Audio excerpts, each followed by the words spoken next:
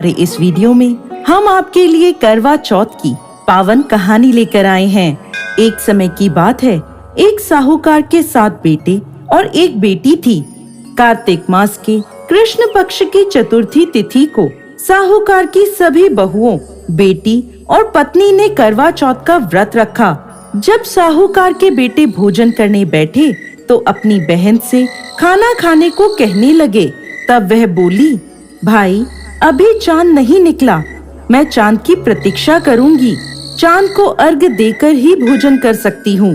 साहूकार के बेटे अपनी बहन से बहुत प्रेम करते थे। वो बहन को भूख से व्याकुल नहीं देख पाए। उन्होंने नगर के पास की पहाड़ी पर एक दीपक जलाया और उसे चलनी के आगे रखकर बहन को कह दिया, बहन चांद निकल आया, अब तुम अपना व्रत खोल सकती हो। साहूकार की बेटी अपनी भाभीयों से कहने लगी, भाभी चांद निकल आया, चलो अर्घ देकर भोजन कर लेते हैं। सभी भाभियां बोली, नहीं बाई जी, ये तो आपका चांद निकला है, हमारा चांद निकलने में अभी समय है। भूख से व्याकुल वो चांद को अर्घ देकर भोजन करने बैठ गई। जैसे ही पहला निवाला खाने लगी तो उसे छींक आ गई। दूसरा निवाला खाने लगी तो उसमें बाल आ गया और जैसे ही तीसरा निवाला तोड़ा तभी ससुराल से बुलावा आ गया। पति बीमार है, जैसी भी हालत में है तुरंत ससुराल पहुँचे।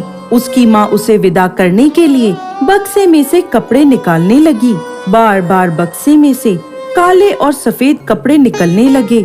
तब माँ घबरा गई और बेटी से बोली, बेटा रास्ते में जो भी छोटा बड़ा मिले उसके पैर छूती जाना, और जो कोई भी बूढ़ सुहागन होने का आशीर्वाद दे तो वहीं अपने पल्ले में गांठ बांध लेना। वो बोली, ठीक है माँ। ऐसा कहकर वो अपने ससुराल की ओर चल दी। चलते चलते रास्ते में उसे जो कोई भी मिलता वो उन सब के पैर छूती गई। सभी ने उसे खुश रहो, सुखी रहो, पीहर का सुख देखो, इस तरह आशीर्वाद दिया। ऐसे ही वो चलते चलते अपने ससुराल पहुंच गई। ससुराल के आंगन में छोटी ननद खेल रही थी। जब उसके पैर छुए तो उसने आशीर्वाद दिया, सदा सौभाग्यवती रहो, पुत्रवती हो। ये सुनते ही उसने अपने पल्ले पर गांठ बांध ली और अंदर गई। अंदर जाते ही देखा कि घर के आंगन में उसके पति का शव रखा है और उसे ले जाने की तैयारी हो रही है। वो बहुत रोई।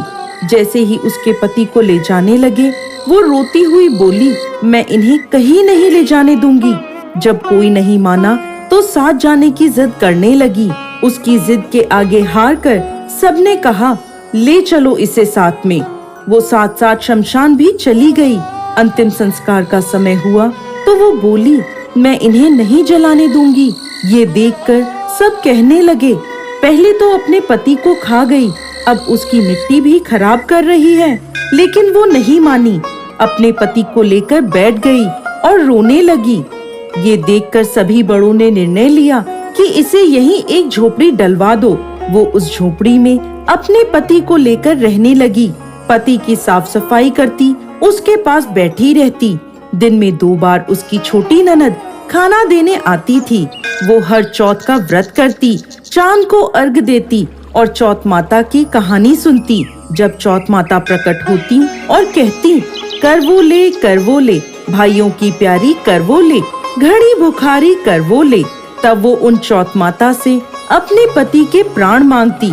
लेकिन वो उसे कहती, हमसे बड़ी चौथ माता आएगी तब उनसे अपने पति के प्राण मांगना। एक एक करके सभी चौथें आई। सभी यह कहकर चली गईं। अब अश्विन की चौथ माता बोली, तुझसे कार्तिक की बड़ी चौथ माता नाराज हैं। वही तेरा सुहाग तुझे लौटाएंगी, तू उनके पैर मत छोड़ना और सुहाग का 16 श्रृंगार का सामान तैयार कर लेना। जब कार्तिक की बड़ी चौथ करवा चौथ आई तो उसने अपनी छोटी ननद से 16 श्रृंगार का सामान मंगवाया।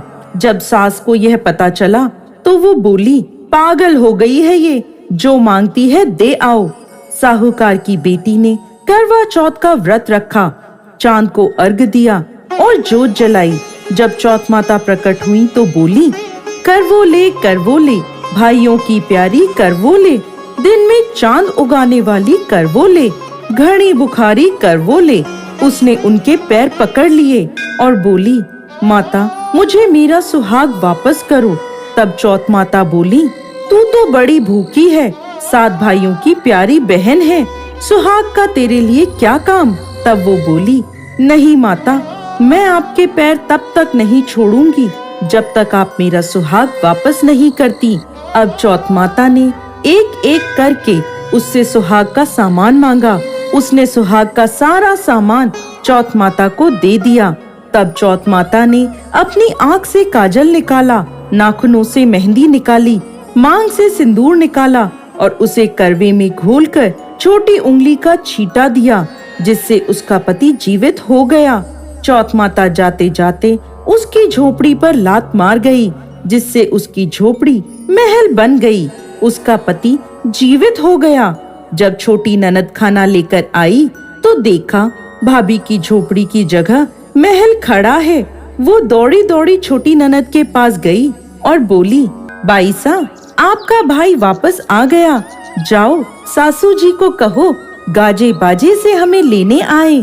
छोटी ननद दौड़ी दौड़ी माँ के पास गई और बोली, मामा भाई जिंदा हो गया।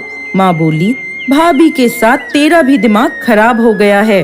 वो बोली, नहीं माँ, मैंने देखा है, सच में भाई जिंदा हो गया है।